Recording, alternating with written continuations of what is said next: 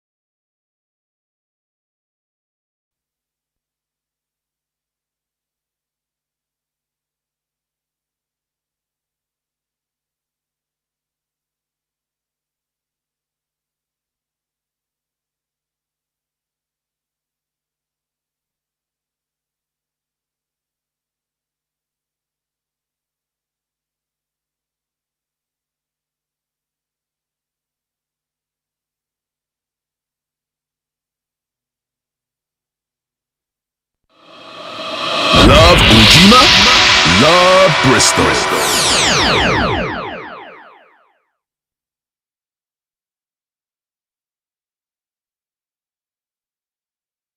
Ambassadors, I am Roy Kareem.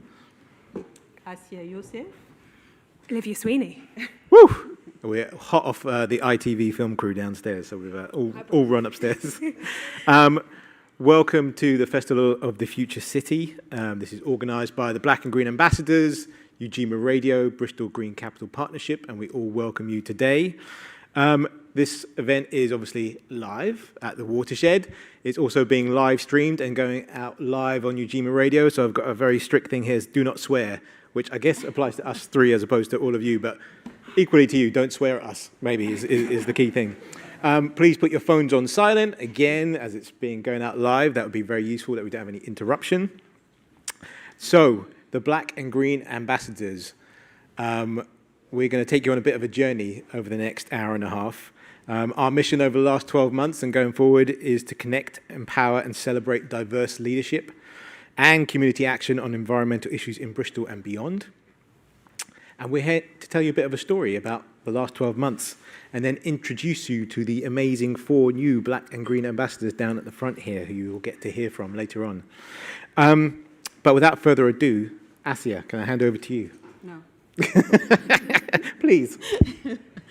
Hi, everyone. So before we go any further, we would like to say a few words of thanks for our Black and Green Ambassador Program supporters. Okay, so the 3 years Ambassadors Program is supported by the National Lottery Community Fund with additional support from Bristol City Council and Andrew Garrett. In year 1, we also received sponsorship from Ferris-Based Society of Merchant Venturers, Bristol Energy Co-op, and Low Carbon Granado.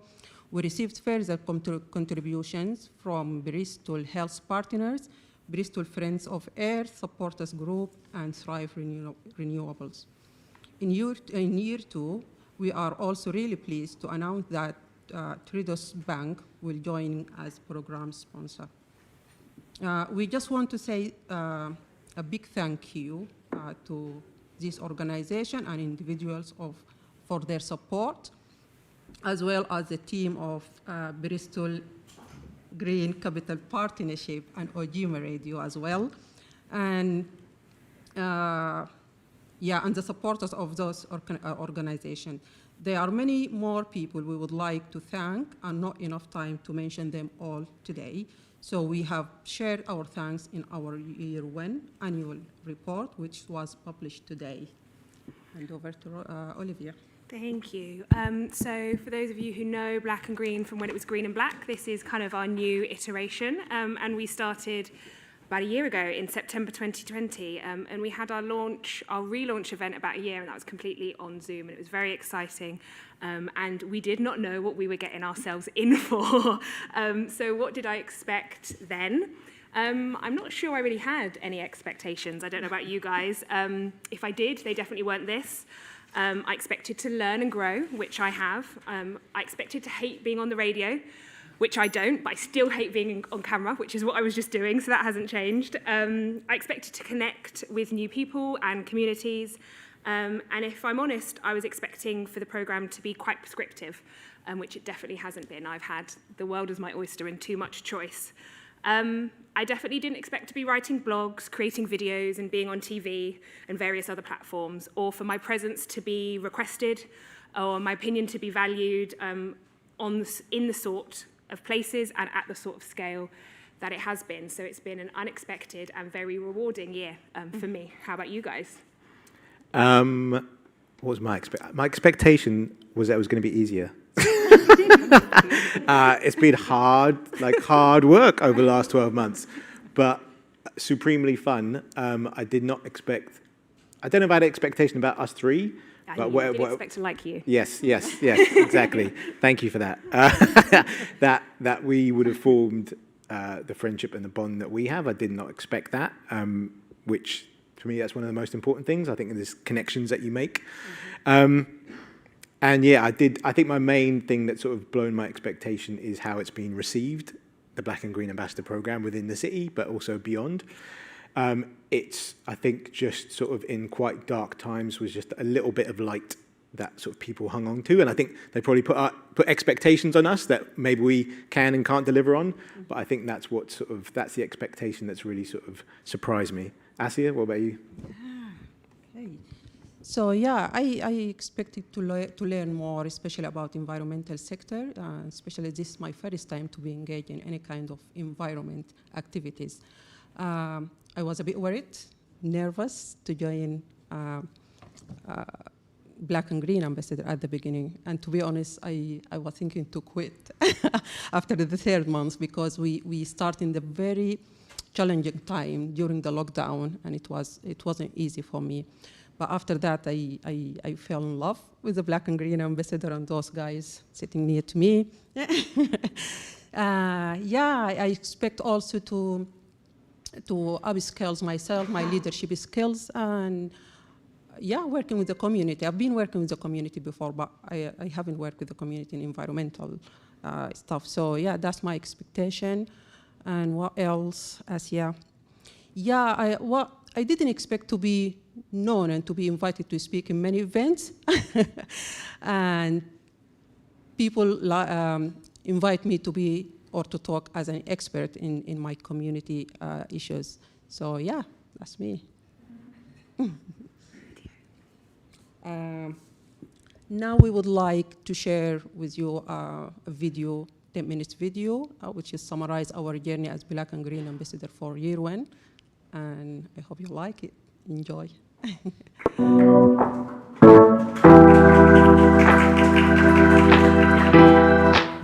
The Black and Green Ambassadors Programme, as the name says on the tin, it centralises the role that ethnicity and race plays in the environmental movement. Bristol is sometimes seen as a real kind of hotbed of sustainability and environmental thinking, and it is, but I think that's always been a narrow slice of the potential voices that could be heard. Black and Green Ambassador exists to empower, celebrate diverse leadership and community action. We believe in actions that are good for both people and planet. The mission of the Black and Green Ambassador Programme is to support and represent all the diversity of the city. The commitment is about investing in leaders, which for this first year is myself, Roy and Asia, that can work with marginalised communities, businesses, organisations and government to help amplify voices, connect actions and create that environmentally friendly and just society for all. What we'd like to see is to get diversity across all sectors, not just the environmental sector and the sustainability sector. The Black and Green Ambassador Programme was a whole series of different activities, development opportunities, research projects that all combined into this 12-month programme that we completed over the last year. We were completely thrown in the deep end in the best way possible. We got some training on how to, do production. Love Bristol. Hey everybody. Welcome. Welcome. Hello, welcome back to Black and Green Show. The Black and Green Show. We are delighted to have you with us. The community that listens to Ujima is predominantly from the Black and Afro-Caribbean population of Bristol, although I think, it reaches far beyond that. And so I think that's why it's such a unique opportunity to sort of talk about environmental issues in quite a mainstream way, in an accessible way. Muhammad, it's a pleasure to have you today in our show. Could you tell us where the idea came from, Muslims for Bristol? Izzy, if I come to you first, how do you sort of process that kind of news that came out of the IPC report recently? I think it's important that we have the actual facts and statistics that we need in order to convince people that it is happening now and it needs dealing with now. The main issue that I've explored during my time as a Black and Green Ambassador has been around how people from Black, minority and ethnic communities have used outdoor space. What I really wanted to start to untangle was, what is that relationship? I conducted my research by going and having a conversation with individuals in a park or another green space that was meaningful to them in Bristol.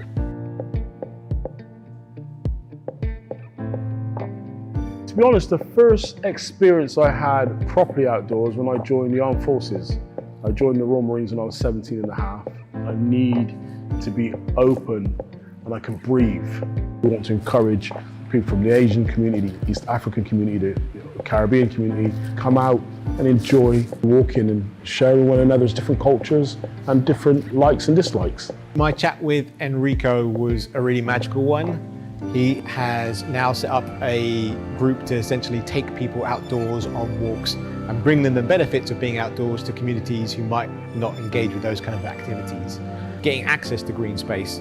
Often parks and green spaces aren't in deprived communities, or if they are, they're not well kept. So that was a huge kind of issue that came up. Often people just don't feel safe when they go to outdoor spaces, especially when we're talking about rural spaces. So I think being a Black and Green ambassador has definitely got us in the room of policymakers. We've got to speak to the Mayor of Bristol, we've got to speak to other members of the Cabinet, to Bristol's Climate Citizens Assembly at London Climate Action Week, or for the National Lotteries Communities Can conference. Getting invited to go and speak at COP26 is, just a real recognition of maybe the Black and Green programme as a positive force in the world of sustainability.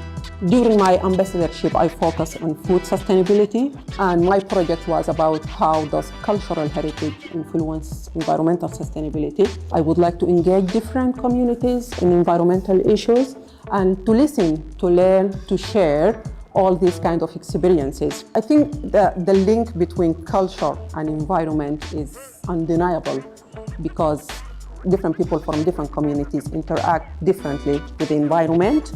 We did food workshop and we collect fresh organic vegetables from the farm and then people cook it. People share their traditional dishes, what they used to cook and how they used to cook in their home country. It was very simple. We've got people from Pakistan, from Sudan, Somalia, India, some people from Caribbean, Egypt, Morocco.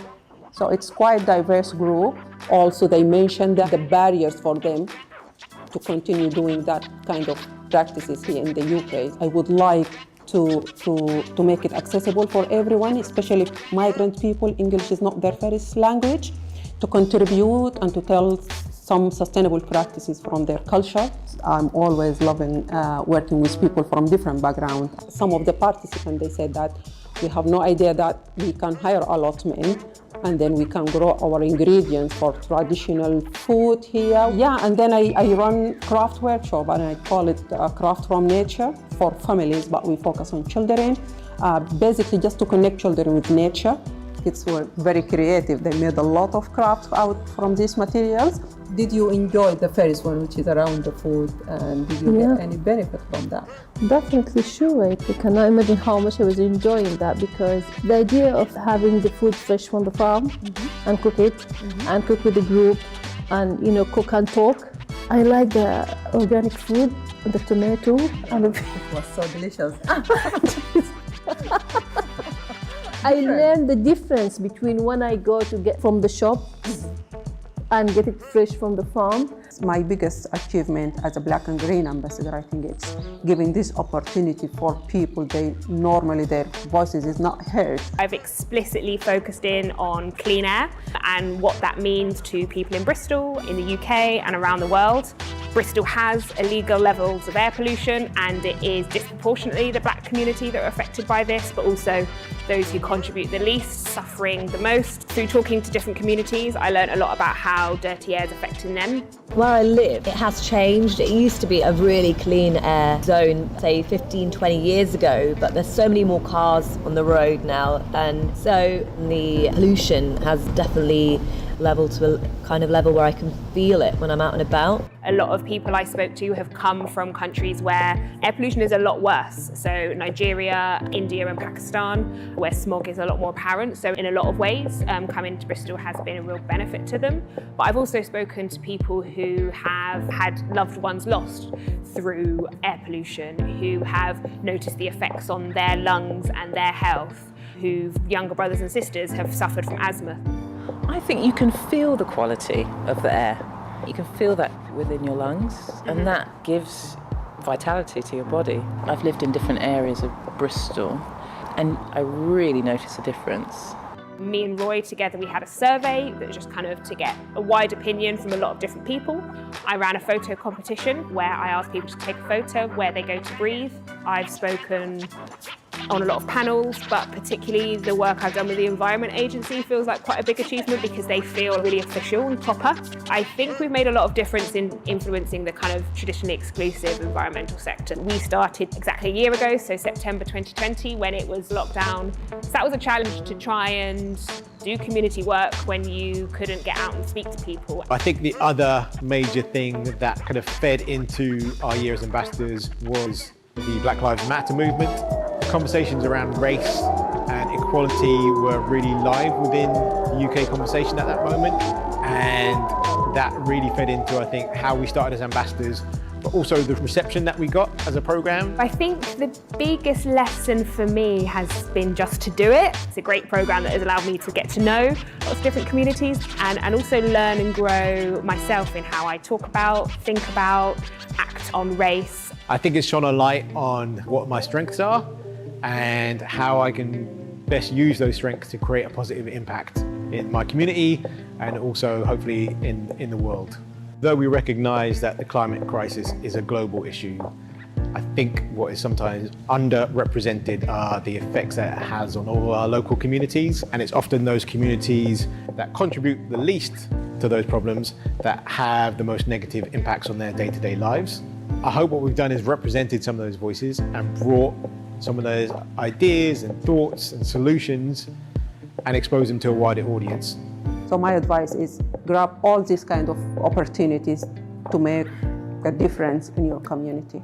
My message to all the future ambassadors, all the amazing future ambassadors, would just to lean into it and have fun with it. Say yes to as much as possible, even when it feels uncomfortable. Grab that opportunity, take it, seize it, and run with it, because this is kind of like a once-in-a-lifetime opportunity.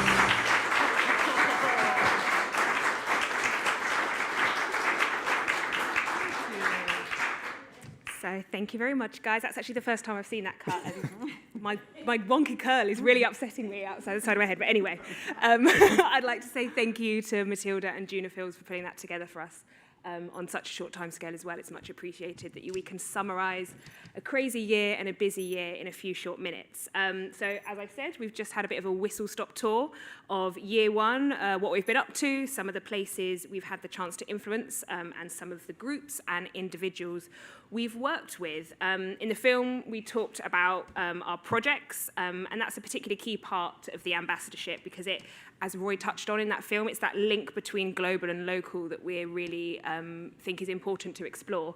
As a community of colours, communities of colour, our community is much more immediately around the world. So that link between what's going on at home and the effects that climate change is having in much more immediacy is much more real for us. But the need for solutions to be built that are locally relevant is apparent in communities across the UK and ours locally in Bristol. So we've really focused in on issues that we know have a global context, but we're making them relevant to communities that we serve and we're a part of here in Bristol. But we're going to come to explore a bit more about our projects later on this afternoon, probably in about, I don't know, half an hour, 10 minutes. We haven't got that much time together. But before then, one of the big things that we learn, and it's really important about Black and Green and what we're about, is there's actually so much going on in Bristol already. We don't need more in a lot of ways. We just need to amplify and connect what's going on already. So we want to spend a little bit of time today spotlighting some of the people and organisations who have helped us, who we've been inspired by and who we think are doing great work. We've highlighted a few of those throughout our radio show and other events we've had throughout the year, but we've got a few here today. So for now, I'm going to pass over to Roy to introduce who you'd like to spotlight. So I wanted to spotlight, so I got to speak. My research was about urban green spaces, what they mean to people, and I got to speak to so many amazing characters doing amazing things around the city. The one I wanted to spotlight, though, was Dove Gardens. I think just because it's so local to here, where we are sitting right now, it's probably about a 7-minute walk from here. Started by an amazing woman called Bernie, who's basically working with the estate that sits right next to it. So it's a little triangle of land that was known just as a sort of fly tipping area. And it's just a community space that's been reclaimed, essentially, from being covered in rubbish and needles, and is now just this tiny little patch of green that the local community has regenerated, has planted fruit trees and benches. And I think what it represents to me was like a seedling. Like it's just the start of something for that community. And you know, they were in, this community was in 24/7 recently because there's lots of I think particularly like Netflix shows around like urban crime, like shows being set right in their community, and they're like, that's not like how we are. Like this little community garden actually better represents us, and yet that's not what people are seeing. So for me to be able to shine a spotlight on what they're doing there, and they see it just as like phase one of like a much bigger thing of like, we'll do this and we'll attract people in, and then phase two is we're going to have all these other little areas, and then phase three is actually we're going to get the council to lease us that bit of land and we'll have a little community growing project. So it was just, a real honor for me to be able to just shine a little bit of light on that and say, do you see what's happening here? This is not covered in sort of normal mainstream media, and yet it's sort of so important to represent those voices. So I think that's what I wanted to do. And the other thing I wanted to spotlight right now is that during my 12 months as an ambassador, I got to have a brief working session with the amazing filmmaker Bash Malik, who's I'm delighted to see sitting over there. Thank you, Bash. And what I wanted to do was, so I was part of a film that he made called From the Black Earth, and we wanted to give you a little exclusive and play the trailer for it, because I think it really helps to illustrate even more of what I'm talking about, which is these beautiful, unexpected, challenging voices that are often misrepresented or underrepresented. So if we could cue up From the Black Earth, that would be amazing. Thank you.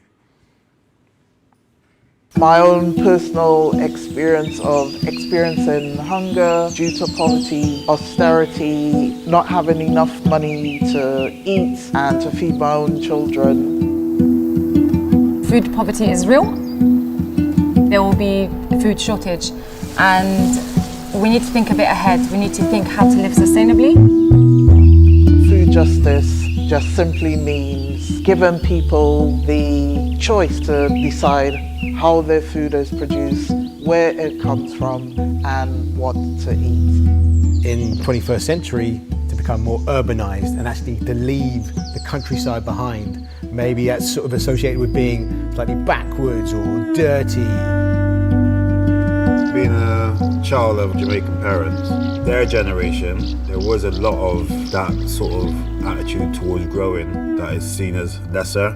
So there's this long history of racial violence and trauma because of what's been associated with the land. Once we create a model, once we work on this model that is from the ground up, from the people up, not top down, very much from the ground up. As we come out of the pandemic, it will help everyone with their mental well-being, mental, physical, emotional, from the elderly to the children. I am daring to grow deep roots in the heart of empire.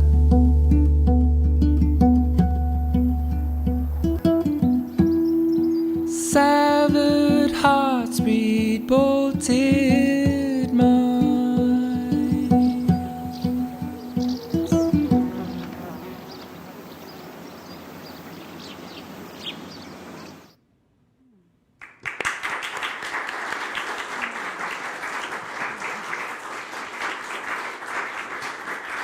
Thank you, Bash. It's beautiful. Asia, can I hand on to you? Thank you, Roy. Muhammad Sharif is with us here today, and he's one of the people that I've been inspired by his work. He's been working with the community for many years in many different issues like health inequalities and other issues. And I was lucky he was one of our participants in the food and craft area workshops.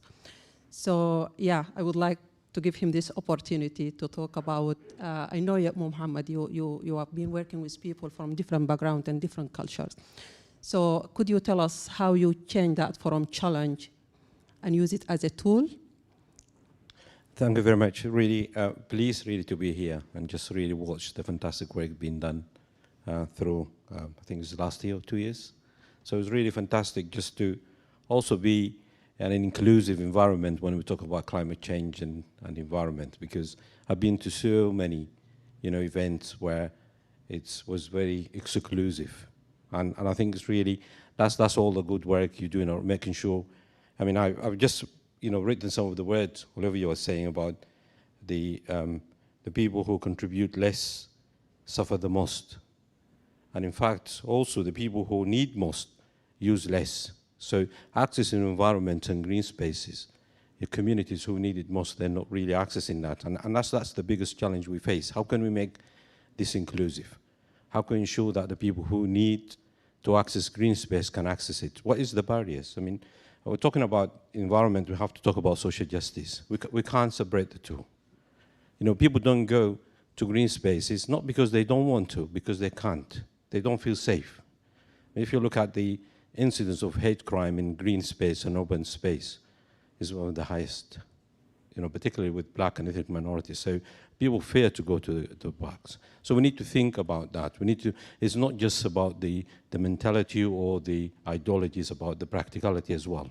So I don't want to take a lot of time, but I think for me, when we talk about the global majority, and I use that global majority word because, if you look at Africa, if you look at Asia, look at, Latin America, people engage with the environment, and people really use the green space, and their life is green.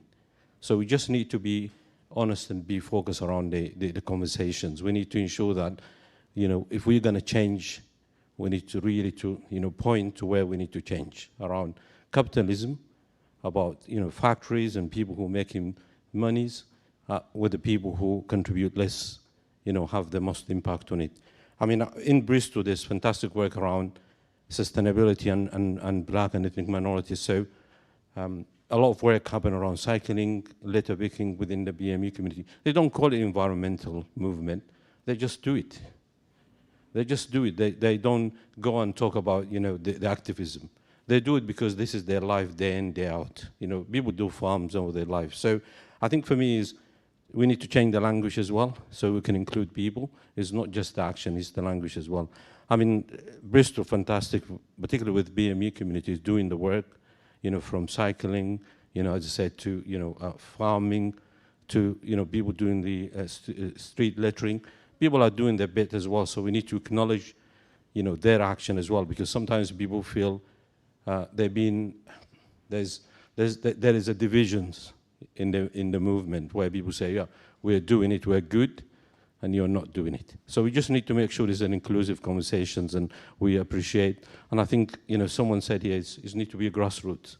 We need to encourage that, and we need to acknowledge people's contribution, even if it's small, because I know there's a lot of impact on people. And, poverty, people talk about food poverty. So sometimes just acknowledging that even people can do the little, we need to encourage them and to support them to do more of that. So thank you very much. I mean, really pleased. I mean, looking at the room and looking at, the conversations we had, I hope that this is, from now on, this is Bristol Conversations on Climate Change. Thank you very much.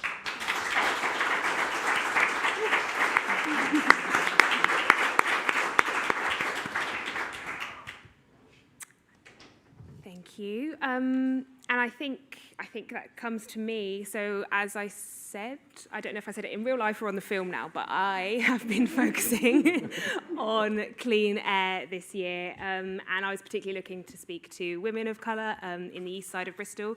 When doing community work, start with what you know. And I am a woman of colour living in the east side of Bristol. So that's where I went. And I've talked to lots of amazing people over this year and learned so much. As we've said, we can't highlight everyone. But one of the women I'd like to highlight is Zoe Banks Gross. She was one of the first women I spoke to. about my project and the ideas that I had and what could work, what couldn't work. She's been working in this space for a long time, so I wanted to learn and build as opposed to repeat, which we have a habit of doing. As unfortunately, she couldn't be with us today, but she sent in a little video clip describing in her own words what her work is and what she's aiming to achieve. So if that could play, that would be amazing. I'm Zoe Banks Gross, and I'm the Sustainable Neighborhoods Program Manager at Norwest Media Centre. Working towards a healthier, cleaner, greener city with people less likely to be heard is my passion. We work with citizens and communities on issues like air pollution, showing people how to use technology, building citizen-sensing tools to get them not only involved, but confident in new digital skills. We've made a comic to make sense of data collected about air quality, shared with schools and families in East and Central Bristol. We're currently working with residents in Ashley Ward, carrying out citizen sensing of air pollution from solid fuels, like coal or wood burners.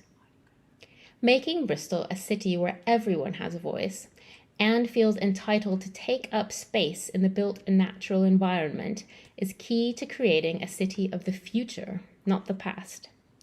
I believe that the future city is one where people can easily move around on bicycles, foot, or other forms of sustainable transport. Too often, people from marginalised backgrounds feel excluded from the public realm. We need more inclusive spaces to make activities like cycling an easy-to-choose norm instead of the exception.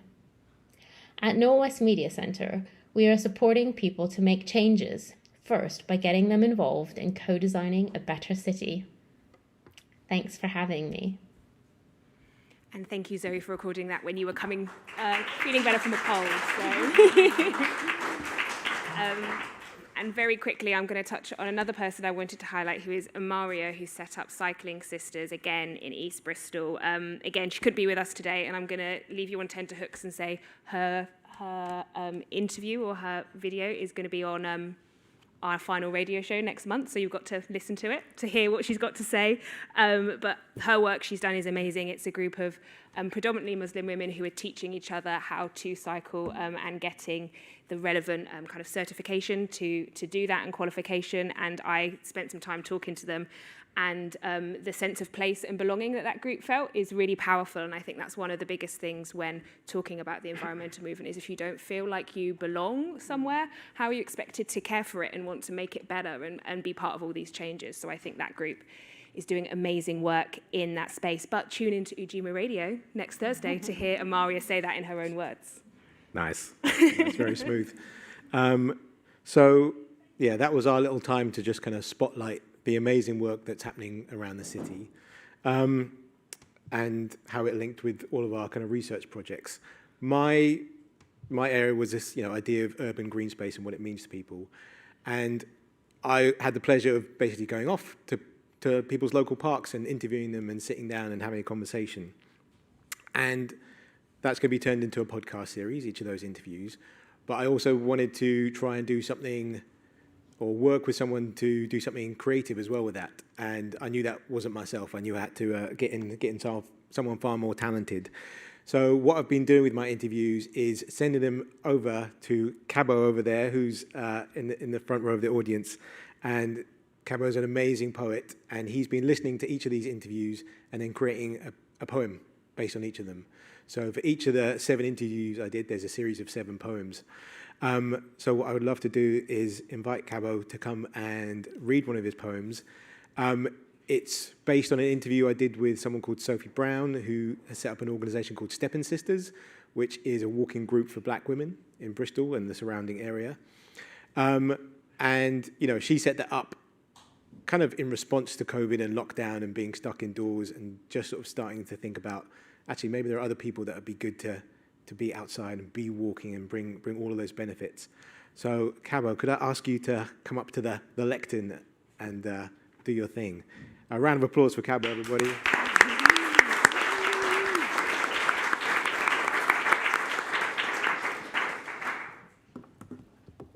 Good afternoon, everyone. Good to see all your beautiful faces. How's everyone doing? All right. Good. Before I start, I just wanted to highlight that I brought our community magazine, Vocalize, And Olivia wrote an article on what she was doing, and it's in there, the one you saw up there. So it's at the back of the room. And then we also have one of the ladies, Bernie Munoz, who is mentioned, who's done the article, so she's also written something for the magazine. So please grab a free copy at the back and have a read. Our focus with Vocalize Community Magazine is we don't ignore the bad news, but we choose to find the good stories, because not enough good stories are being told about us as a collective in Bristol. So if you want to get involved, the details is in there. We need some more people. So please let us know. I also wrote a poem about Bernie, but I'm going to read the Stepping Sisters.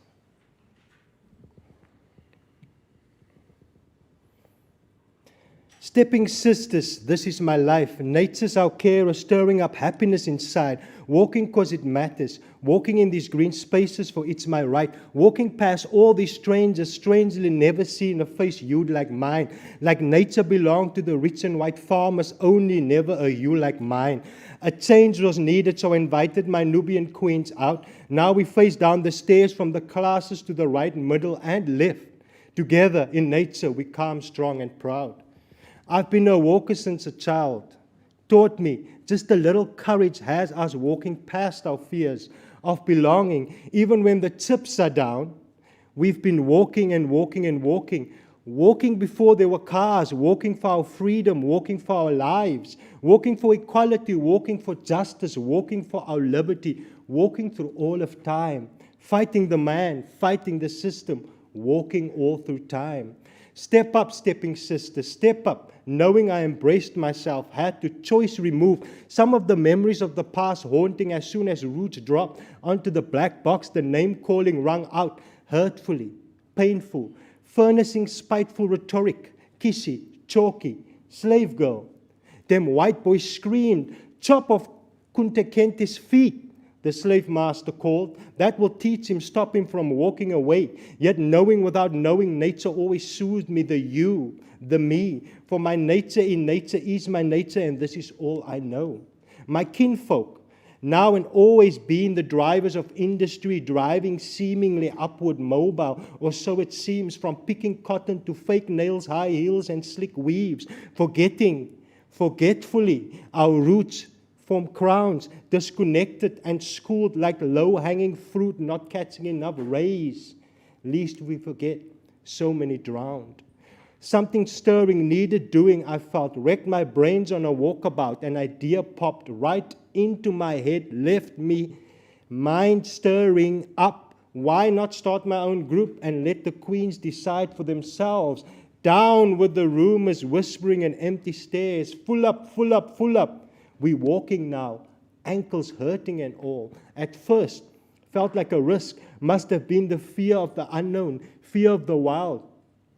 Maybe suppressed memories of our runaway days. The real fear of the livestock, even the mooing cows. Never sure if the feisty bulls were to mow us down. Yet we stuck at it. Hips, knees, feet on ground. One in front of the other. Pushed past our fears. Always moving forward. Now people recognize us, knowing we're not to be feared, coming unstuck from the cultural inertia imposed by city life drear. My childhood nostalgia awoken. I remember drew me closer as I got older, blood flowing, fresh air stimulating good vibrations. Even when walking alone on my own, disconnecting whilst reconnecting to the land, awakened my intuition, healing sights and sounds, one of the few things I truly trust, for I refuse to be like a tree without roots. Nature's my solace. When my spirits are low or have been indoors too long, my remedy, my pick-up, my home, walking comes natural to me. Love the detoxing air in my lungs, freshen up my mind, body and soul revitalize. All the remedies nature provide is all that I and we need, I believe. Bring me the turmeric and chamomile tea, pour me a cuppa and watch the tension subside like a spaced out herbalist, as natural as you like. Bristolians, you and me, we blessed. We have so many green spaces and woodlands around. Come see me and my sisters and we'll show you about. Lead the way or follow, it's all the same. The more the merrier on any given day. Watch out, you'll see us stepping in every possible way. Positive, energetic vibrations in nature, embracing the healing. Let's learn, say, and keep each other safe. I'm a stepping sister, and Sonia is her name. Stepping sister, this is my life.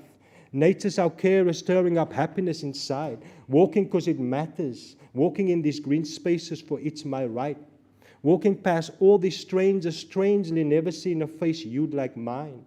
Like nature belonged to the rich and white farmers, only never a you like mine. A change was needed, so I invited my Nubian queens out. Now we face down the stairs from the classes to the right, the middle, and left. Together in nature we calm, strong, and proud. I've been a walker since a child, taught me just a little courage has us walking past our fears of belonging, even when the chips are down. We've been walking and walking and walking, walking before there were cars, walking for our freedom, walking for our lives, walking for equality, walking for justice, walking for liberty, walking through all of time, fighting the man, fighting the system, walking through all of time. Woo!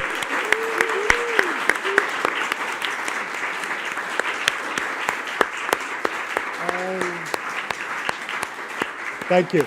And as that fine young gentleman has indicated, I wrote this piece directly from the interviews he did with, in this case, Sonia, and I tried to stay as close as I could to what she was actually saying, and that's what the poem grew out of. So, thank you, sir. Thank you so much, Cabo. Yeah.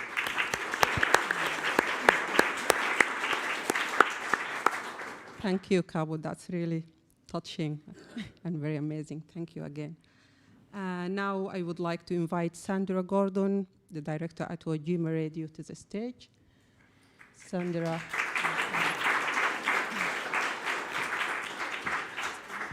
It's where we get scared. Boss is coming. Don't be afraid. Sandra would like to put us in a hot seat today. I think that's a good way to say goodbye for us, Sandra. Well, it's been an absolute pleasure working with the three of you during the last 12 months. And a great pleasure to have an opportunity just to ask our graduating ambassadors questions about your experience through what has been an incredible year for you. As already been mentioned, we started this program in the first national lockdown, and then we saw another one right at a crucial period in the project. But in spite of all these challenges, we can see from today's event what an amazing achievement you've had during really difficult conditions. So well done to the three of you for that.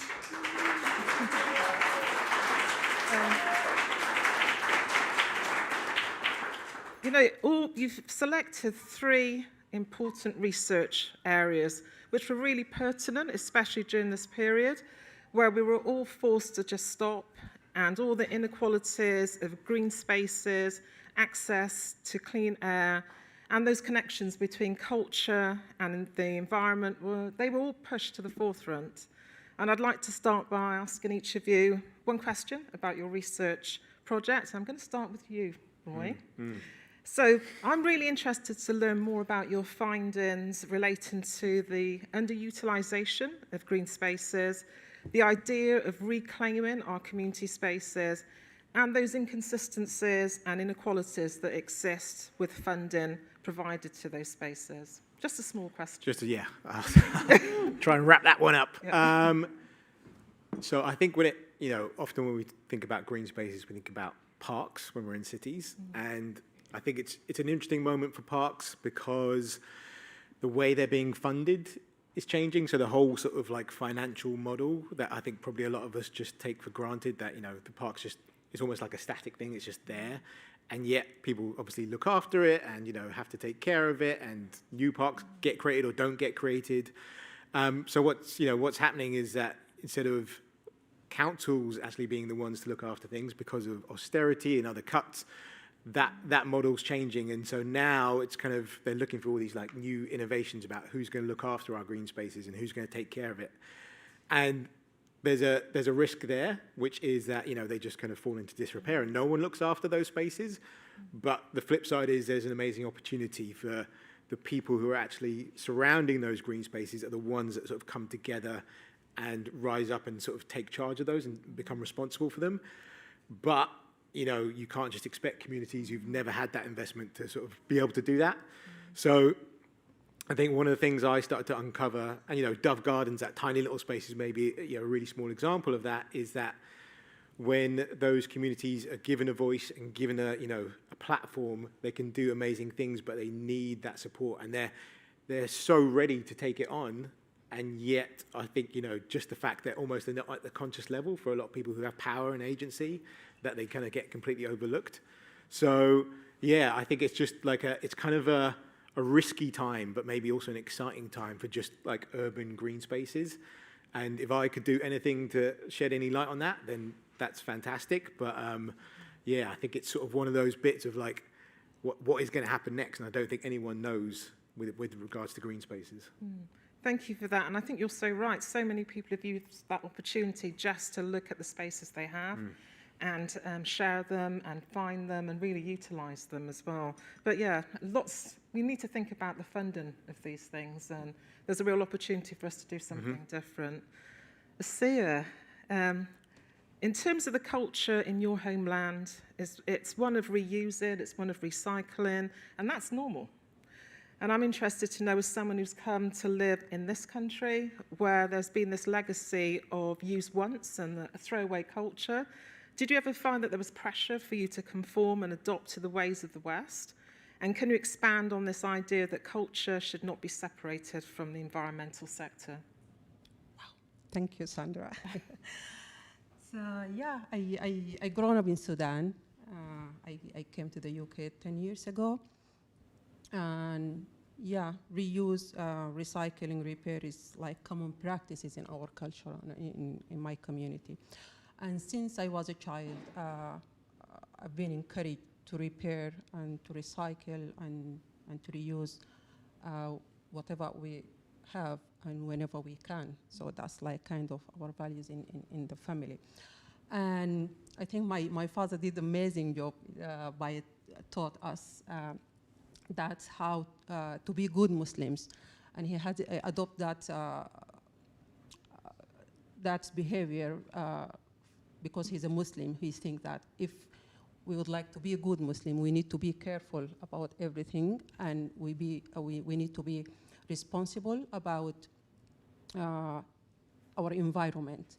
So yeah, that it's kind of like values that we've been raised with in our family.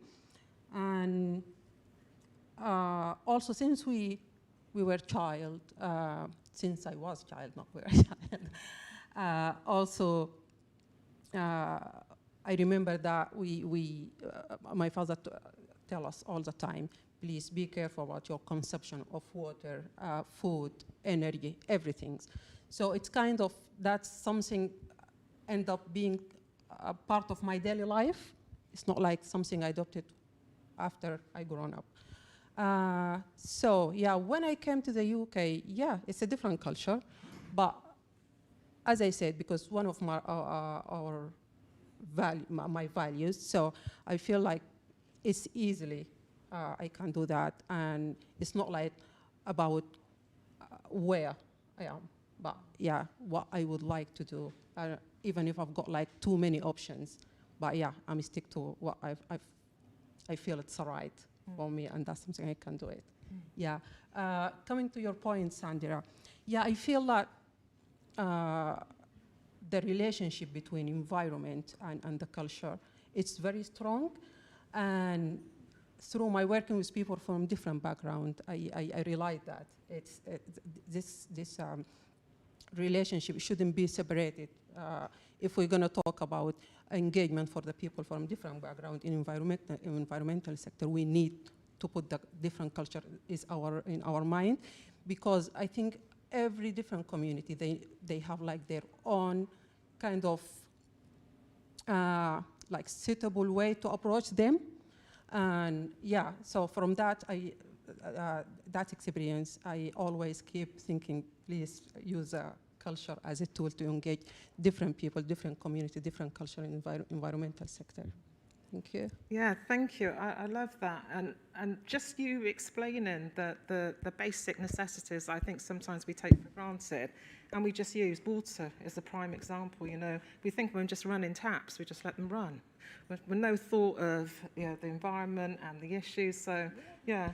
You know what, in Islam there is a quote from Prophet Muhammad which is say, if whenever you want to make wudu, which that kind of practices we do it to do salah and to pray, if you are in front of the river, you have to use the water wisely. It's not about how much the water you have, but how to use it wisely. Yeah. So yeah. Yeah. We can certainly learn a lot from different practices and different cultures. Olivia, I love a recent statement from you describing breathing as an act of life. That description brings us back to the necessities of living. The ability to have clean air is something we need to function as healthy humans, doing good, not harm, and being connected to what we have. Can you expand a little bit on those areas for me? Yes, I can. It's a bit weird having myself quoted back at me, but I can definitely expand on what I said before.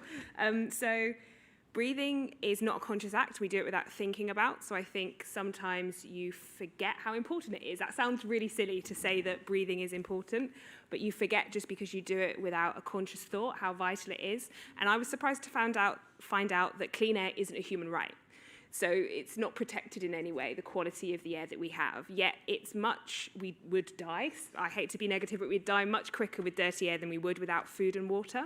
So I think that's just crazy when you think about it. And I think it speaks to the value that we put on certain lives, that certain people are allowed to be left to breathe dirty air, and that's just fine, and other people are allowed, to have clean air. And it's, again, that sliding scale of clean is clean, but there's levels of dirty. So you can be breathing air that's allowing you to function, but it's not allowing you to thrive. And I think that's, again, what we need to think about with the environmental sector as a whole is people are functioning and surviving, but they're not necessarily thriving. And I think that speaks to not only clean air, dirty air, but what we're trying to fight for as a whole. And the act of breathing as a person of colour was brought into such, real and violent terms with the death of George Floyd last year, and it became a political statement to just breathe, which again is crazy when you think about it.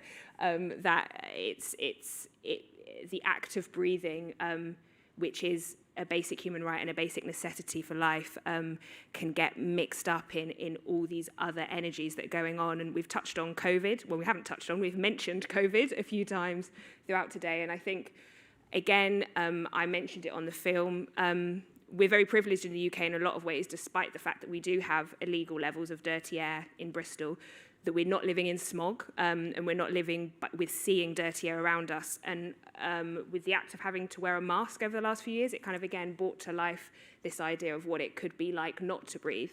And to link back to what I was saying about the value on life in lots of countries within Asia, you get a text to say, don't go outside today unless you have to. Don't go outside today unless you have to because the air's so dirty, or you have to wear a mask all the time. So again, it was just to go back again to something as simple as life and vitality, but for yet it to be mixed up in all these other things, and to be that complicated for certain groups of people was just kind of depressing to hear. But also, when you start talking to people about it, it's such a link and an open door to other things. It was actually really quite moving to hear people talk about clean air, which can often be, when you talk to air pollution people, it's really boring. But when you talk to real people, it's really emotive and exciting. Yeah. Wow. I think we can also, 3 amazing projects. There's so much more work that needs to be done with all those 3 areas, and hopefully we can carry on that legacy within the programme. But on a personal level, just kind of looking back at your journey during the last 12 months, can you share with us one reflection about the programme and one personal change that you've seen within yourself? So if I start with Sia? So one reflection and one personal change. One reflection and one personal change. It's a mantra. Just keep saying it. Yeah. It'll come. Yeah, to be honest, I feel this program, pushed me out of my comfort zone, and I think that in a good way. So I feel like I discover myself more. That's my reflection, and one thing that have been changed, I've been more patient, to be honest. Yeah. Do you have another opinion? Always patient. I've never. So yeah, and I think I changed the way that I'm thinking about the challenges, and I think I've been thinking positively about all these challenges and how can I use it as a tool and not like something I can't do it. Yeah, that's me. All right, brilliant. Thank you, Roy. One reflection. I think it's been more meaningful than I thought it was going to be, if that makes sense. I think I had I hadn't done like a huge amount before of, and it sounds weird, of self-reflection on like the colour of my skin, for example, before Black and Green Ambassadors, partly because maybe where I grew up in North London, it was, everybody was from somewhere else, and, we were all kinds of, it wasn't like a utopia, and, I've had some negative experiences throughout my life based on that, but I think this just gave me it was suddenly magnified, and so I think it's been a year of kind of just like actually dealing with some of that and reflecting upon it. One change, I think it's just like a confidence piece, maybe, of just being able to sometimes, if there's a hesitancy to like step up, and what Black and Green Ambassadors was actually literally gave me some of those steps to say, here, have a microphone, and people will actually be interested in what you're saying. And sometimes I think it requires that. Actually, someone has to hand you the mic, and then you go, oh, yeah, I can do this. So I think that's what Black and Green Ambassadors gave me. It's just that confidence to speak. All right, brilliant. Thank you. Olivia? My reflection would be, so I have always worked within kind of the environmental sector, and now I say the mantra, climate justice is social justice, and there's intersections, but until a couple of years ago, that hadn't really crossed my mind. I'd separated my race from my job very explicitly, consciously or subconsciously, put on me or not, I'd very much separated it in my head. So my reflection is not only the connectedness of that, but I think the connectedness of everything. In so many things, not just climate change, but kind of the world as a whole, we like to separate stuff out, think of things as binary, all in our little bubbles and silos. Bubbles when it's COVID safe to do so, but silos in general. And I think I've just been really excited by the connectedness of everything and all the good stuff that happens in kind of that messy soup area. And my personal change would be similar to Roy's, I think. I think it's a little bit more radical, a little bit more vocal, and also again, very similar to Roy, the idea that I have something to say and people actually want to hear it. I might have always had something to say, but I think I hadn't had that thought that it was valuable for people to hear. So I think that would be my personal change. Wow, I love your personal reflections and the kind of personal changes that you've experienced as well. And we use the word journey, but we can definitely see the journey that all three of you have gone on during the last 12 months. Just very quickly, because I really do want to see if there's any questions that maybe anyone from the audience might want to ask you as well. So I don't want to dominate all the questions. Go on. Yeah. But looking at the city last year, Bristol launched its ambitious One City climate strategy, committing to become carbon neutral by 2030 based upon a just transition, a future that's green, sustainable and socially inclusive. No one can be left behind on response to climate change. As we approach COP26, we found at an international level that the global south is often either not included in big decisions or their voices drowned out from countries in the global north when it comes to writing final policy outcomes. And in a recent research that was conducted by a Cabot Institute at Bristol University, the study showed that white men dominate the conversation. So my question to you is, what do you feel should be done to create that just transition that includes all voices? It's a huge question. Just 1 point from all of you, very quickly. Roy. I'll go first. No, Olivia, take it. Yeah. Please, take it. I'm going to solve the problem. I think my kind of point on that is we need to stop dancing around the actual changes that need to happen with kind of, I use the analogy a lot recently of putting plasters on open wounds because I think it speaks to what we're trying to do. And so I think we need to stop dancing around the fundamental issues and make the real change. And I think sometimes there's discussion around we want diverse voices or different people to be included in these conversations, but we can't make it happen. And I think if people start to address fundamental truths and change within themselves, within systems, those spaces will automatically change, and there'll be a sense of trust and honesty, and people will want to be there because they know, therefore, they can affect real change, and you're not a puppet, so to speak. So I think just actually do it. Actually, let me just ask, leading on from that question then, how easy was it for you as ambassadors to be able to navigate those spaces and feel that you were being heard and you were able to influence changes on policy? And how did this program prepare you to be able to do that? Okay. Yeah, I think this program giving us opportunity and to connect with many platforms and to be speaking in many events to talk about the barrier for the community that we work with.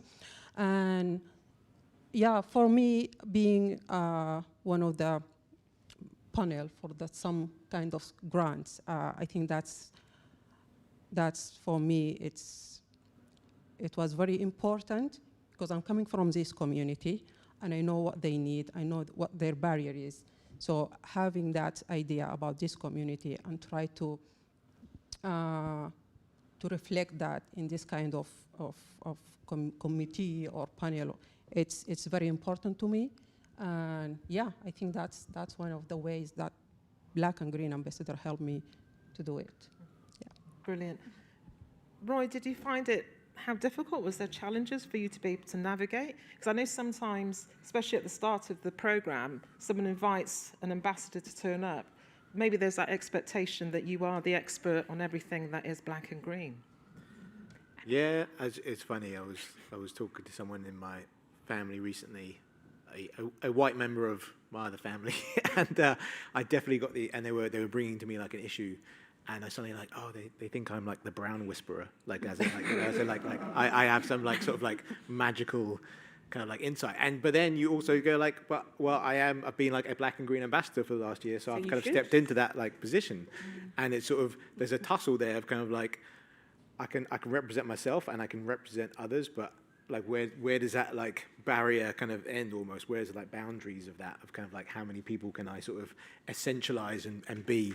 And yeah, we definitely got invited into some rooms, virtual and physical, where we were probably ticking a box. And there's sometimes a cynical bit which would be like, oh, and that's disappointing. And then also I'm like, step one, I'm glad there was a box. Because that's there wasn't a box. Always. There wasn't a box 10 years ago to tick. And genuinely, though, I think they were going in with the people that were inviting us were going in with sort of open minds and hearts, and they were actually we genuinely want to kind of hear you, and we recognise we are falling short here. So what can you bring to us? And so any cynicism I did have, I think, was actually sort of melted away, and was like, actually, no, people are up for an open conversation. So the navigation was sometimes tricky, but I'm kind of hopeful. I'm kind of hopeful about the conversations that we've had over the last year. Brilliant. Right, you'll all be pleased to know this is my last question, so get ready for your questions, and it's a very quick one really. So as you come towards, you are at the end of your ambassadorship, I'm keen to know what's next for each of you. So, Olivia? Sleep for 10 days. Sleep. Sleep for a year? No. After some rest, I think, so I'm thinking of studying again. So I'm thinking of really kind of explicitly exploring climate justice in kind of that academic sense.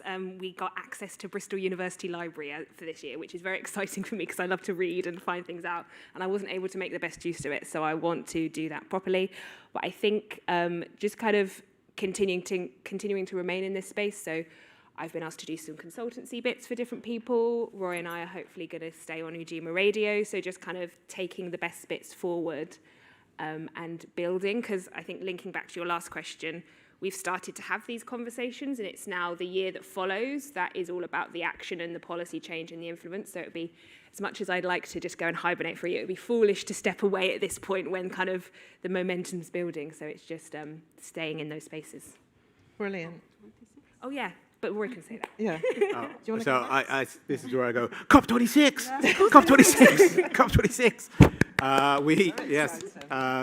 So we've had the honour, is that what I say? Oh, I don't know. Don't put power on. Okay. We've had an invitation to go and speak at COP26 on behalf of the Black and Green Ambassadors. And we're going to be in the blue zone, which is like the big one, the proper one. So that's quite cool. Going to be in the blue zone. So yeah, I mean that kind of is sort of, it feels like that's the sort of almost final piece of this first year of the journey for kind of us, and that is quite immediate and quite tangible, and that's like, that's exciting. And I think it's, whatever people might think about COP as a system, as an institution, as who gets to talk, who doesn't get to talk, it's a recognition of the Black and Green Ambassador Programme at a different level. We're a Bristol-focused programme, but this is a global kind of conference, and so I think it's just, whatever we might think of it, to have the spotlight on the programme as a whole, and for us to be able to represent Bristol and the work that we do, I think it's pretty magic. Just very quickly, in case COP26 doesn't make any sense to people, that's like the big environmental conference happening in Glasgow in a few months. Done it. We've used the language. Oh, we've got into the lingo and the jargon. It's horrible, but yeah, in case you didn't know. Brilliant. Sia. So in November, I'm going to start my new job as food event manager. So something related to what I did already here in Black and Green program. And also I've got some requests from other projects that would like to work with me in some of the recommendations that are coming out from my project. So that's something I'm looking forward to it. Brilliant. Thank you so much. Right. Looking at the time, I think we've got a chance to maybe take one or two questions from the audience. If you do have any comments, can you leave them to when we have an opportunity to speak in the bar? The ambassadors will be sticking around where you can talk to them. They will be celebrated and there'll be loads of conversations. So can you keep your questions really short? And we've got a roving mic. So has anyone got a question? So I've just seen the gentleman in the middle row here.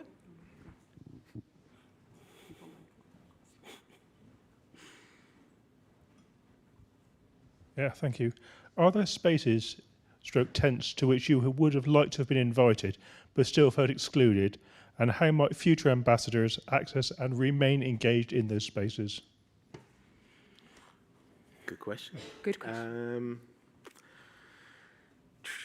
I mean, I think the question we get asked a lot about, and it's a fair one, is about sort of like policy changes that might happen and that sort of political kind of change. And though I got to speak to people at that level, maybe within Bristol, I can't point to something and say, and that's changed because of that conversation.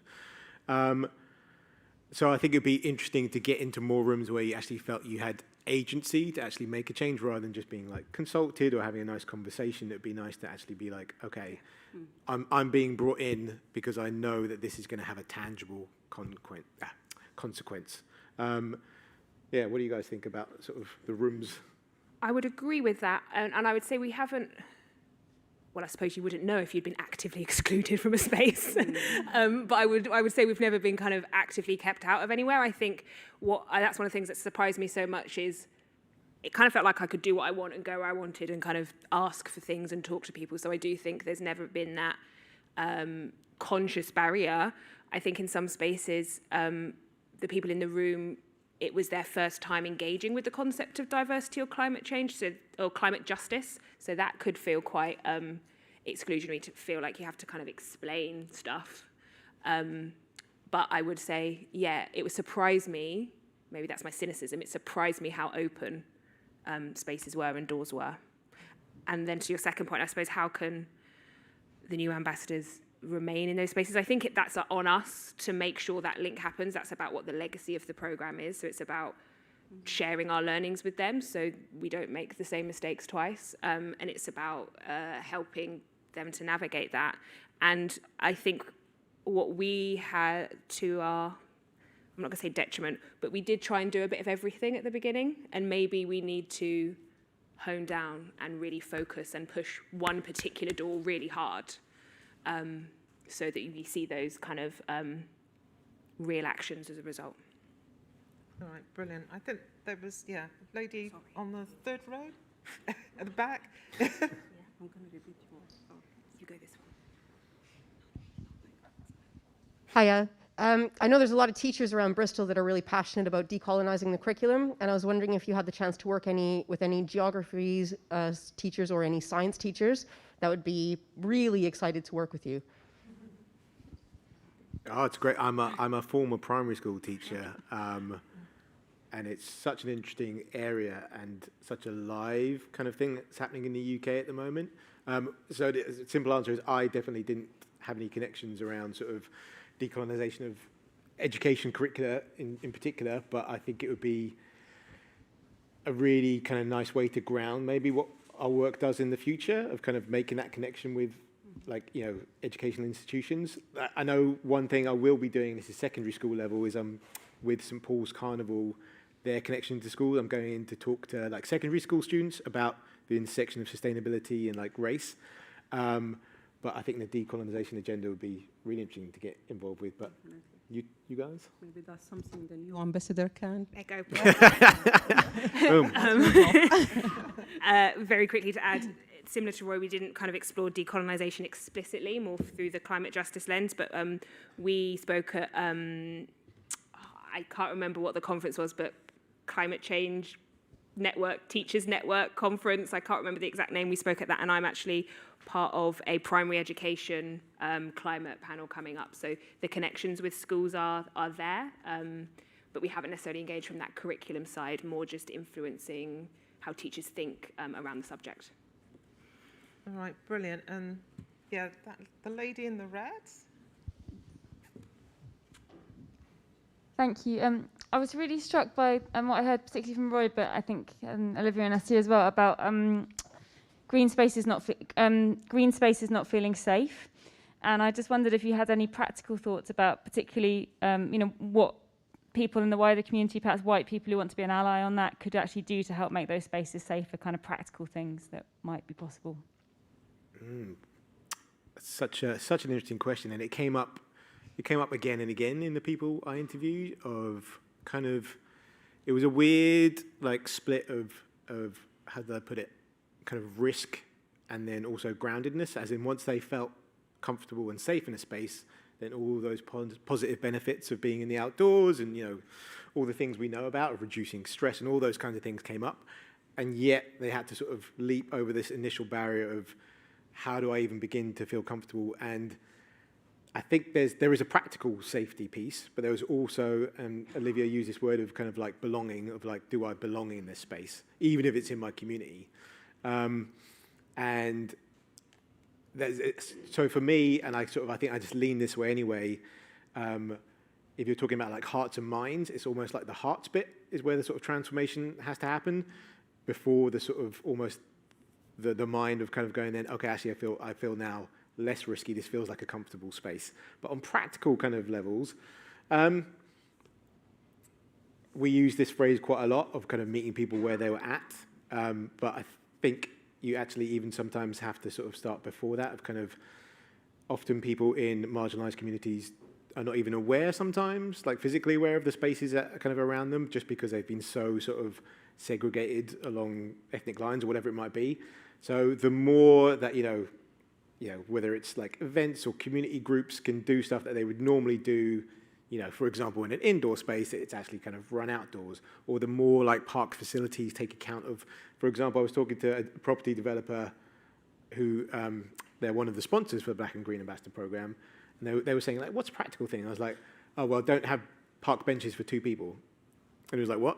I was like, well, because like, groups from Black and brown communities will often come to a park in a larger family group, and a park bench for 2 people is kind of a bit useless, because then you can't sit with your whole family.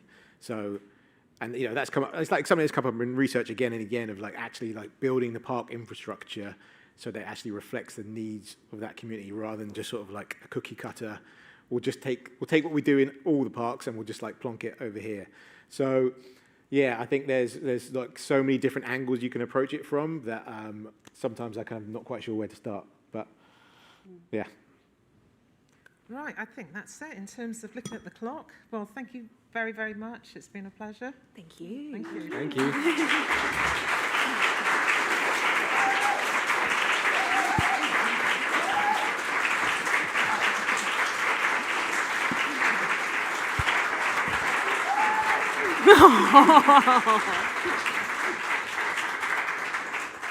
Thank you. So our year officially ends. It ended ages ago. But we are not going anywhere. So yeah, I think it's a time to welcome the four amazing new ambassadors. Please welcome the 4 new ambassadors. The first one is Ella, Miss Divine,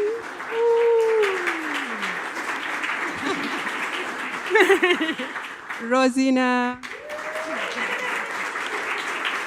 and last but not least, Ruth.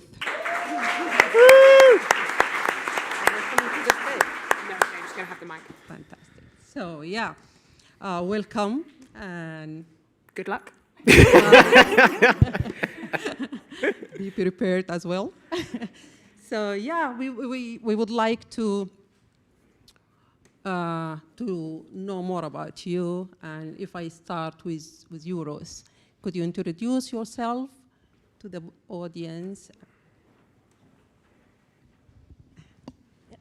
Hi everyone, my name's Ruth, I'm one of the new ambassadors. I come from a background working in disability rights, so that's working as a support worker for disabled people, and then more recently working in research within disability. And as well as doing this, I'm going to be doing a PhD looking at disability employment, hopefully getting more disabled people into work as well. Thank you. So yeah, Rose, with all these kind of skills and experiences you bring to the program, could you tell us about what would you like to achieve in your year as ambassador? Yeah, I think, so I've lived in Bristol now for about 3 years, but I've always worked outside the city, so I'd really like the end of this year to feel a bit more connected to the city and make sort of deeper, meaningful connections with organisations and people in the city as well. Thinking more about the project and the environmental side, I'd really like to find out more about what is going on in the community and giving people a platform, sort of amplifying what's already being done as well. And then also, I think I found within the environmental justice sector that there's a lot of jargon used, and a lot of the terms seem quite overwhelming and quite complex, so I'd really like to sort of demystify that as well and make it more accessible in that way. And then thinking about my sort of disability background, I'd really like to make sure that there's more Black disabled people that are being heard and involved in this campaign, having seats around the table and actually making a difference as well. So I think it's a lot for a year, but hopefully it makes a difference. Thank you. Thank you, Ruth. Thank you. All right. Ella. Ella, do you want to stand up and... give an intro to yourself, and then we're going to ask you a question. Oh, goodness. Okay. Hi, everybody. I'm Ella. I am a freelance creative and a storyteller. What does that mean? That means I kind of take on storytelling for social change. That's my mission statement. And I do that with various forms, through personal essays, through kind of audio, which is radio and podcasting. And yeah, that's kind of what I tend to do and what I was doing before taking on this role. And my question. Yeah. My question for you, which is, I think in the environmental movement, there's a lot of talk about kind of, you know, hope versus doom and gloom, and like what's a better way to think about things. Do you think hope is a useful way to look at this stuff? Yes. Is the short answer. Yes. Yeah, hope. No, I think hope is really useful, and I think it's actually integral. So I think these kind of conversations, and whenever we get into environmental justice and kind of the climate emergency, it is an emergency and it does kind of require immediate action, but it is a lot of doom and gloom. It's a lot of despair, and that paralyzes people, that makes people feel overwhelmed, that makes people kind of immobilized, you know, and kind of stuck. And yeah, that paralysis, I think, suits the people in power. I think that helps them. It helps those who, you know, are paid to pollute. And I think that it keeps us stuck. And I think that there's this kind of, you know, idea that climate optimism is really important. You can use that. It's not just a Pollyanna, kumbaya look at, you know, life. It's actually an attitude that inspires progress, and that's been proven. So hope is integral for our everyday lives, and it's integral for the movement. Amazing. Thank you, Ella.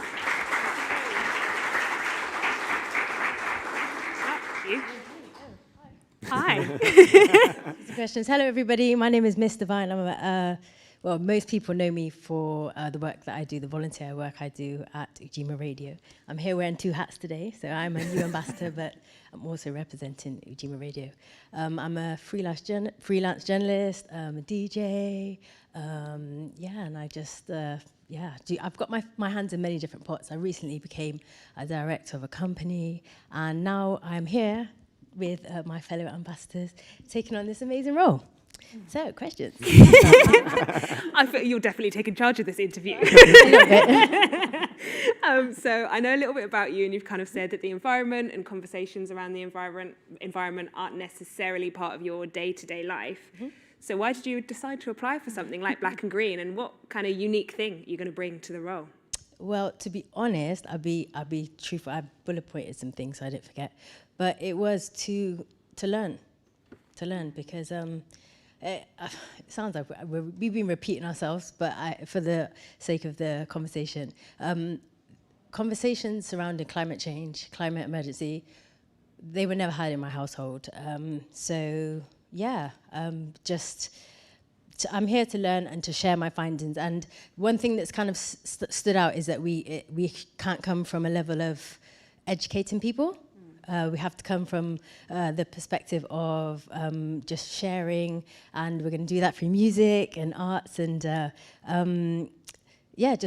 conversations and communication. The one thing that was implemented in my household was the salad, which I think was pushed in the 60s or 70s. So that's the only thing. And in recent time, recycling. Let me just, sorry. Sorry. No. Yeah, yesterday, myself and my fellow ambassadors, we had an amazing opportunity to speak to Alex Ditzel. Are they here? Yeah. Oh, hi, ladies, and Alice Venn, and to talk about their case study and their research that they did in regards to brown faces in green climate emergency spaces. Yeah. And their findings were astounding. Numbers don't lie. And we need more brown faces in green spaces, and this is kind of the reason why we're here. The event before, there was a Q&A, and the one brown person that put up his hand got overlooked. And this is something that we need to change. That is kind of why we're here. I've got so much more to say, but I'll have to leave it for You've got a now. whole year. You've got a whole year. Yeah, to say I've it. got a whole year, Time. so yeah, Time. I'll leave it there. Thanks, Mr. Banks.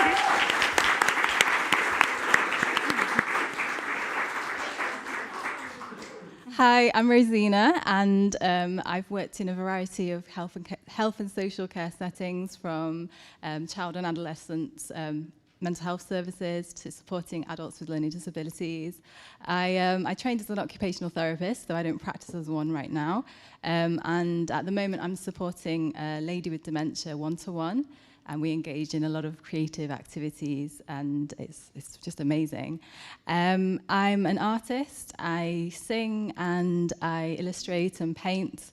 And for the past year and a half, I've been engaged in a lot of community arts projects and have been helping to run spaces and events. And most recently, I've been helping to manage the Cumber Centre, located in St. Paul's. And I want to really transfer the insights that I've got from the careers that I've been exploring and into my role as ambassador this year, and with a particular focus on radical self-care and creativity. Amazing. Yeah. And I've got a question for you, which is, so my thing was all about being outdoors and green spaces. So my curious-led question to you was, has there been an experience in the outdoors, either in the past or more recently, that's sort of been meaningful to you and has affected you in some way? There's so many that I can reflect on, and in fact, I think every single experience I've had being outdoors and connected to nature has been nourishing in its own way, and just regrounding and recentering. I feel that it's always given me what I need in the moment. But one in particular that I would like to reflect on actually happened last week. So I've got a friend who's a local black folk herbalist and florist, and she's got a patch of land in a community space, a community farm called Bridge Farm in Bristol. And she's been inviting me to come and learn with her and help her with the land. And a few other black and brown women have actually been involved as well. And it's been a really, really beautiful bonding experience and exchanging experience. And it's just really nice to exchange insights and knowledge and skills, and even just talk about everyday life, nothing to do with what we're actually doing. But it's really, I feel really held in that space. It's really nice to observe the sort of natural, all the processes and cycles in nature, and discuss how it reflects the cycles and processes in your own life and even in your own body. It really has helped me with my confidence and just clarity, really. And it's sort of reminded me how being able to access nature and green spaces is so important. It's something that we need to regularly do, like eating. It needs to be every day if you can, really. And it's also reminded me of how self-care and creativity and the environment are interlinked. And I could go on and deeper into that, but I'm going to stop there. A round of applause for all 4 new ambassadors.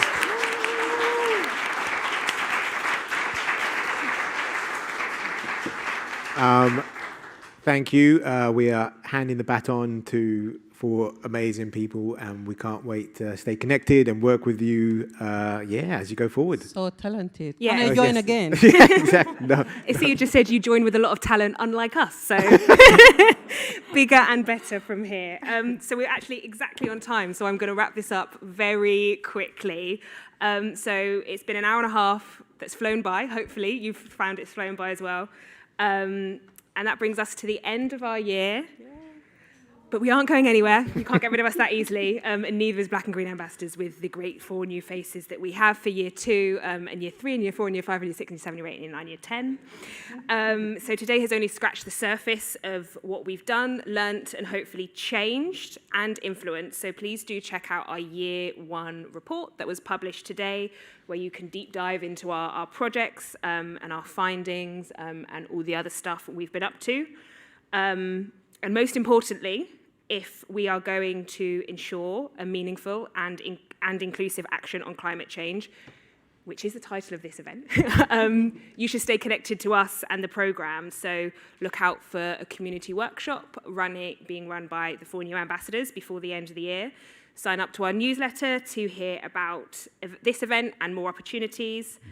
Listen to Ujima the last Thursday of every month to hear our show. I believe you might hear our voices on the air one more time and then we'll leave, I promise.